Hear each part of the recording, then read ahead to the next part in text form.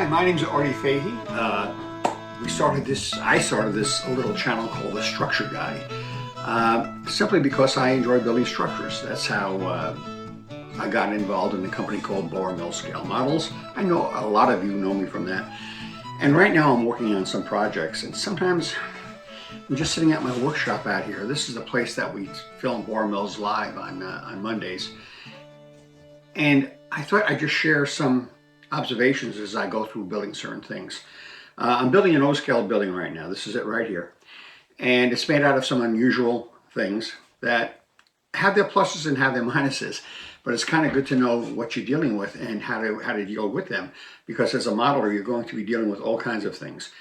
Personally, I love doing scenery. I love making trees, telephone poles, setting up scenes, the geometry of the scenes, all of that. And if I stumble across that part of a project, we'll talk about that. But right now I'm going to talk about something called taskboard, something about sharpening your own hobby knives and what kind of glue to use. And I'm going to reach over here. I'm going to start with taskboard. Now taskboard is an item that many of you will not be familiar with. It's actually almost like a picture frame matting. And you can see it's flexible. If I hold like that, you can see how that flexes. This is a great product if you know how to use it. Now, I'm going to talk a little bit about what's good about it and maybe what's not so good about it. What's great about it is it comes in a neutral color, so it's easy to paint over and get the colors you want out of it. If you were dealing with anything that was darker and had to change the color, it could take several coats of paint. And in model railroading and in smaller models, the more paint you add, the less detail you get because you hide the detail. The other thing is it's large. We actually cut these sheets 12 inches by 24 inches to fit our laser. As a result, if you're dealing with a small scale like N scale, you're not worried about big panels. But if you're dealing with something like this in front of me, this is the downtown garage I'm building today, so I thought I'd talk about this. If you're dealing with larger panels, you can actually do great making larger structures out of this. And while it doesn't have the look of brick or clapboard or anything like this, it can easily represent concrete, and that's the way we're using it here. It does have a finely pebbled texture. Now, what you're looking at here is actually a component from this kit, so you'll see there's some lettering. In this case, I had it upside down. This is not about building this kit, it's about what this is good for. So you can easily scale larger buildings, even up to G scale with something like this. The downside of it is because it is so flexible, it's not rigid, and it takes a considerable amount of interior bracing to make it work. And yes, that can be troublesome. Of course, not so much if you make your own, which is what I tend to do a lot of times. So that's the downside of taskboard.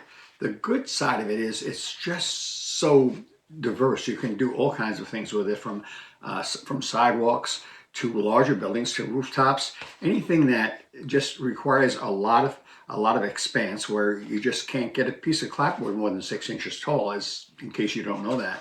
And most of the clapboard we use is 4 inches tall, but this here fills a lot of the gaps. It also makes a great background if you want to put battens on it and paint it up to have it look like a board and batten building, because this is a nice neutral and inexpensive way to represent walls that you can build out from and explore different surfaces and textures with it.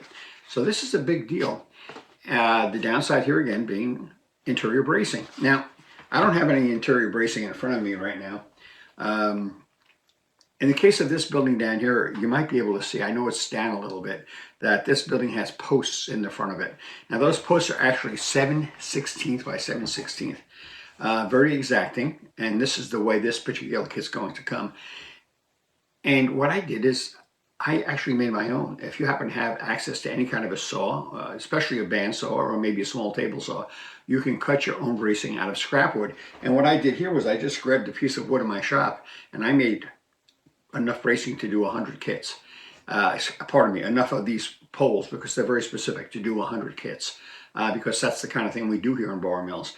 But the interior bracing itself should be used very frequently. A lot of modeling companies don't stress it that much, but if you don't use interior bracing, you stand a very good chance of whether you're dealing with clapboard or MDF or of course taskboard or anything else. You're dealing with a situation where you may very well warp up you're building over time. And just the humidity in your home and the fact that you may not have enough stability to the piece in the first place could end up very well costing you down the road. It's especially true with painting. A lot of people say, when do you paint these things? So what comes first, the chicken or the egg? Well, to tell you the truth, the bracing comes first, because once we always put a coat of primer on pretty much everything we do, okay? Primer, because it can be applied in very thin coats out of a spray can. Typically we use flat gray primer, and the cheapest stuff you can get, because simply it's the paint itself is so thin that it dries very quickly and it doesn't tend to seep into porous surfaces, and pretty much everything is porous. We're not dealing with plastic, because as soon as it goes into porous surfaces, you can believe there's going to be a reaction. So you want to make sure you have your interior bracing on before you prime anything. Then after that, of course, you can either add a secondary coat of color, whether it's through a water-based paint or a solvent-based paint, if you're still doing that, or a combination of that and possibly weathering powders like the pan pastels. You can add all kinds of textures to it, but you want to make sure you stabilize the wood. And yes, you can stabilize it on both sides. If you have your interior bracing and you want to paint both sides, feel free. The thing of it is to give it one light coat, and if you want to go back and give it another light coat, it's okay. But make sure you give it at least one light coat. Now, one of the downsides, this building here, and I hesitate to pick this up because these front pilasters are not connected yet, but to give you an idea. This is the shell. If you'll notice, there's no roof on this yet. It's kind of large, which makes it great to photograph. But that's the shell of the downtown garage as it is in progress. These walls are taskboard that we've mentioned to you, that's built up and cut out in layers. If there's a problem with something like this once in a while, it's the fact that when you have exposed corners like you would here, if you cut them very carefully and you brace them and clamp them and do everything exactly right, you're still going to have an exposed edge. Now, taskboard, like clapboard, is typically 1/16 of an inch thick. If you've ever built anything that's been laser cut, you know there's generally a dark strip where the laser burnt the edge of the item as it processes the component. On the side of the taskboard, if you notice, it's not too bad. It's not too dark, but sometimes you'll see things very dark, especially with something like MDF. The thing of it is, if this is facing out and you have another wall going against it, and you're going to have one bare wall, you could do a couple things. One thing is to put matching pieces of dressing, like corner it out, add a couple more pieces to dress it out. But if you're in a situation where you have these two pieces, the front one and say one going this way against it, and you have this piece of taskboard, in this case, could be clapboard, that's visible, you're going to want to do something to hide it. Now, one of the things you could do is you could take a sanding stick, or you could, this is a paint stick with some very fine emery paper on it, emery cloth, or of course we have our sanding sticks, and there are others as well, and you can lightly sand it and play that down some. But here again, no matter what you do, you're always going to have a seam right there. So you have two choices: either you cover it with a kind of a facade over it, or you deal with it. And how do you deal with it? Well, number one is, once the edges are together, you want to make sure, if they're not already covered with primer before you paint them, you want to make sure that this edge, as well as the wall next to it, get a smattering of primer. This way, it'll help blend the colors together, so you won't see the difference in color between the let me get this right here, between the faces of one wall, the face of the other wall, and the edge of the wall that may be joining them. Okay. I personally find that's generally enough if my seams are tight and are well glued together, and I do use quite a few clamps to do this. If you want to be in a situation of a contest model, what you're going to want to do is take that same seam and add some putty. Now, typically something called squadron green has been around for a long time, and you could putty that seam, sand it lightly, here again follow it up with some primer, and you will have an absolutely flawless seam. So there's a couple of ways of going about it. Now, when it comes to glue, almost all the time we use something called Titebond, which is obviously a very, very big name glue. This happens to be Titebond 3, but you don't need Titebond 3. This one is meant for water resistance, which you can use as a plain old regular Titebond or Titebond 2. Both of those are a little less expensive than Titebond 3. I personally, as a hobby, use this shop to build projects, and I use Titebond 3. I don't mind the extra waiting time. So you want to make sure you use quality glue. You want to make sure you have some good clamps, and you want to make sure you have a good sharp knife. Now, something I omitted telling you about is when you're dealing with taskboard, it's a paper product. It's many, many laminated, very thin layers. When you go to cut the taskboard, you grab your hobby knife, you put your taskboard on top of a piece of glass or cutting mat. You want to do that. But as you cut through the taskboard, you will do a major job on the blade of your knife.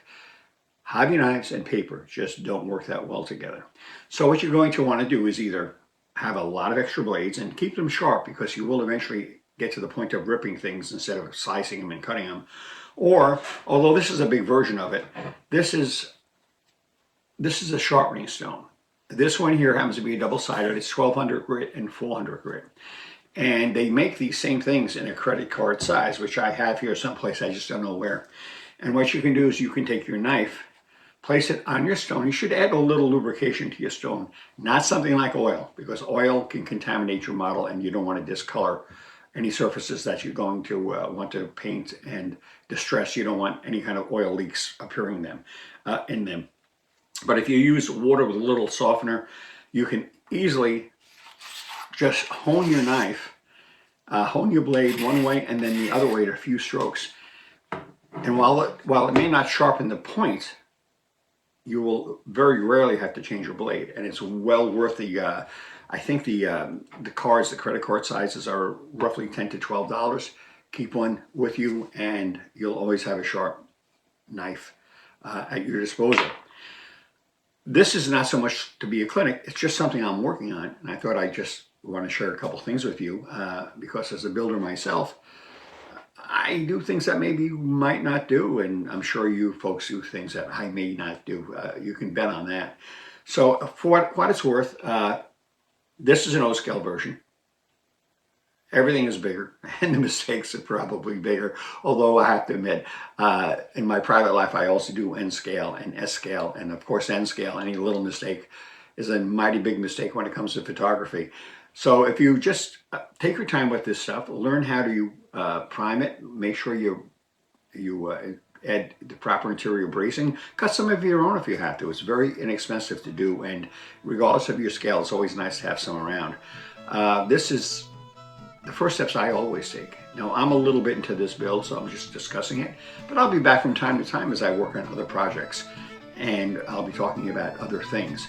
Not so much really super kind of clinic things, just conversational stuff in case you maybe have an interest in what we have to say here.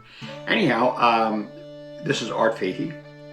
Normally you know me from Bar Mills Models, but this is me sitting by myself, just enjoying myself and building. And hope you have a great time and enjoying all of us structure hounds, just enjoying this part of the hobby.